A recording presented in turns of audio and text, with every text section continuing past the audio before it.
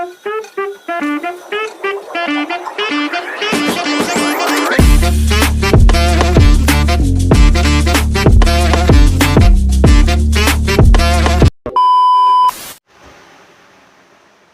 guys, welcome back to my video.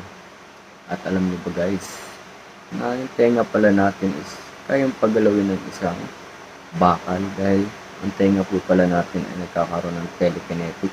What?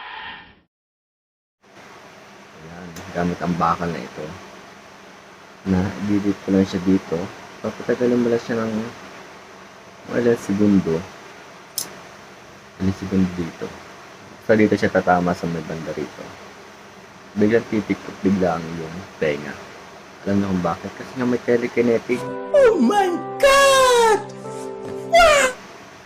Na dumadaloy sa ating tenga at bakal. Kaya panoorin mo itong video na ginawa ko.